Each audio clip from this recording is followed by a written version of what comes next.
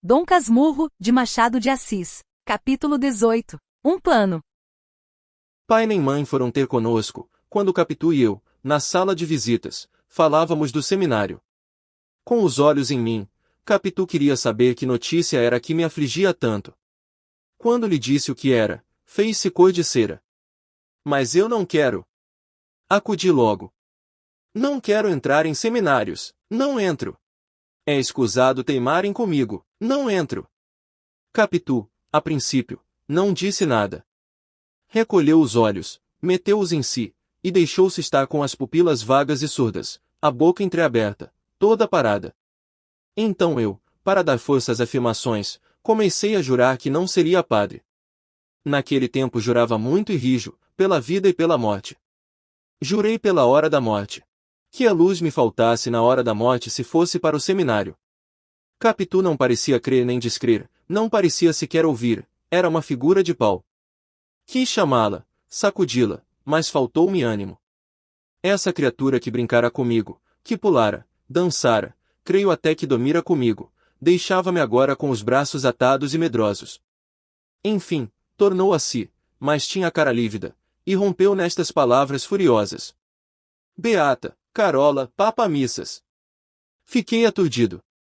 Capitu gostava tanto de minha mãe, e minha mãe dela, que eu não podia entender tamanha explosão.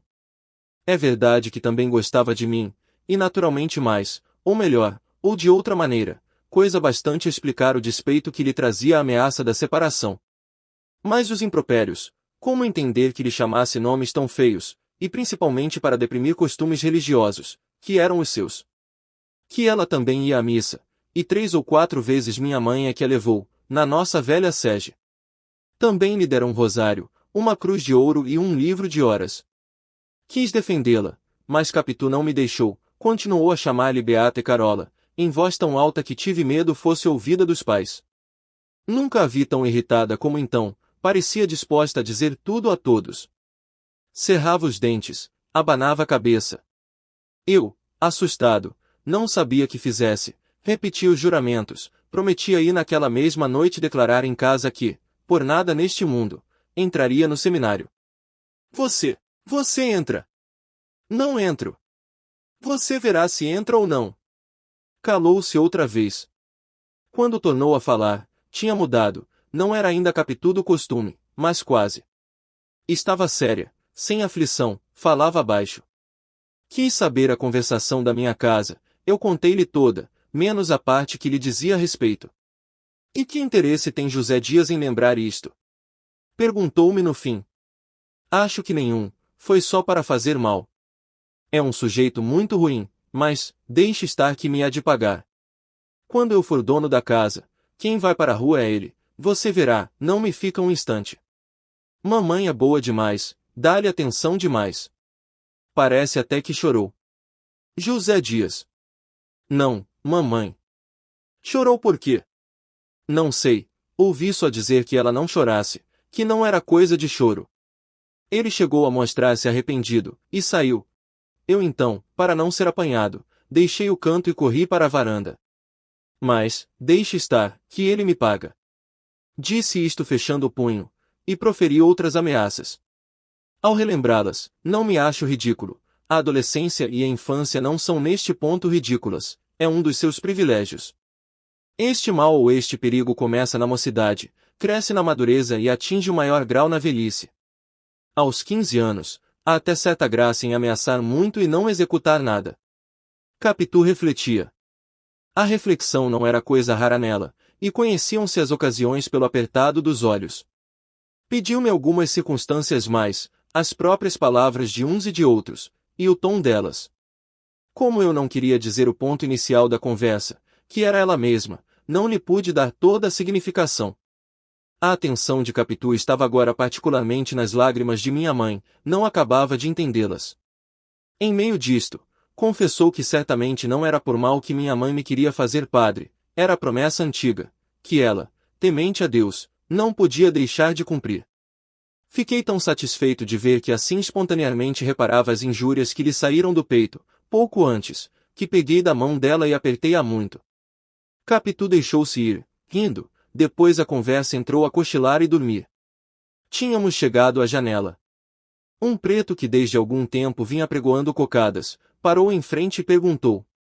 Sinhazinha, quer cocada hoje? Não. Respondeu Capitu. Cocadinha tá boa. Vá-se embora. Replicou ela sem rispidez. Dê cá. Disse eu descendo o braço para receber duas. Comprei-as, mas tive de as comer sozinho. Capitu recusou. Vi que em meio da crise, eu conservava um canto para as cocadas, o que tanto pode ser perfeição como imperfeição, mas o momento não é para definições tais. Fiquemos em que a minha amiga, apesar de equilibrada e lúcida, não quis saber de doce, e gostava muito de doce. Ao contrário, o pregão que o preto foi cantando, o pregão das velhas tardes, tão sabido do bairro e da nossa infância.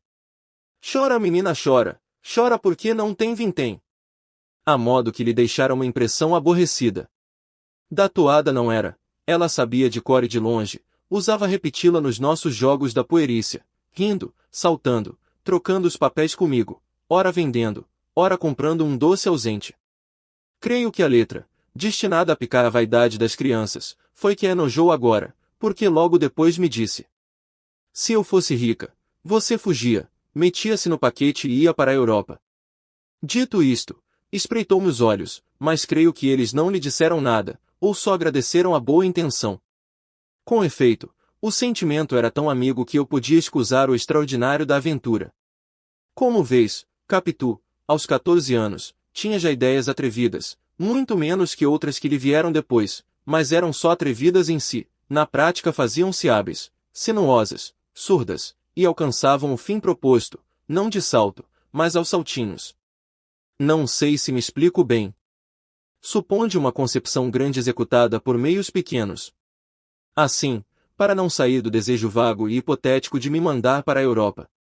Capitu, se pudesse cumpri-lo, não me faria embarcar no paquete e fugir, estenderia uma fila de canoas daqui até lá, por onde eu, parecendo ir à fortaleza da Laje em ponte movediça, iria realmente até Bordeus, deixando minha mãe na praia à espera.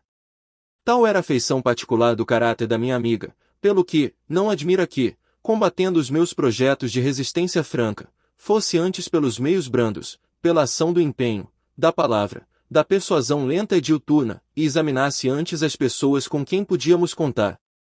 Rejeitou o tio Cosme, era um boa-vida. Se não aprovava a minha ordenação, não era capaz de dar um passo para suspendê-la.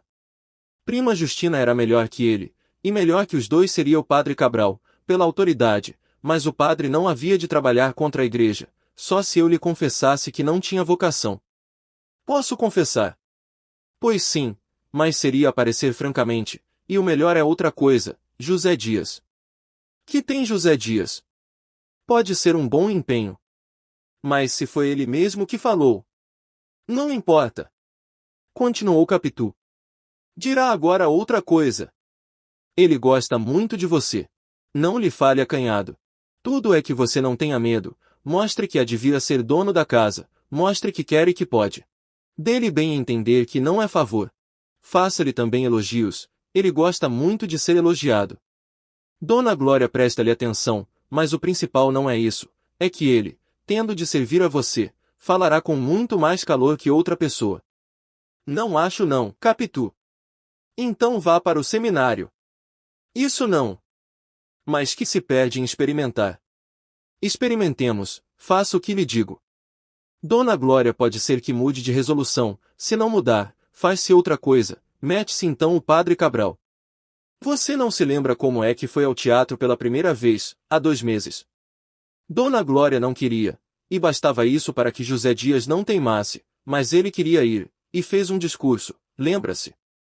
Lembra-me, disse que o teatro era uma escola de costumes. Justo, tanto falou que sua mãe acabou consentindo, e pagou a entrada aos 2. Ande e peça, mande. Olhe, diga-lhe que está pronto a ir estudar leis em São Paulo. Estremeci de prazer, São Paulo era um frágil biombo, destinado a ser arredado um dia, em vez da grossa parede espiritual e eterna. Prometi falar a José Dias nos termos propostos. Capitu repetiu-os, acentuando alguns, como principais, e inquiria-me depois sobre eles, a ver se entendera bem, se não trocaram-os por outros. Insisti em que pedisse com boa cara, mas assim como quem pede um copo de água à pessoa que tem obrigação de o trazer. Conto estas minúcias para que melhor se entenda aquela manhã da minha amiga. Logo virá a tarde, e da manhã e da tarde se fará o primeiro dia, como no Gênesis, onde se fizeram sucessivamente 7. Continua no próximo capítulo.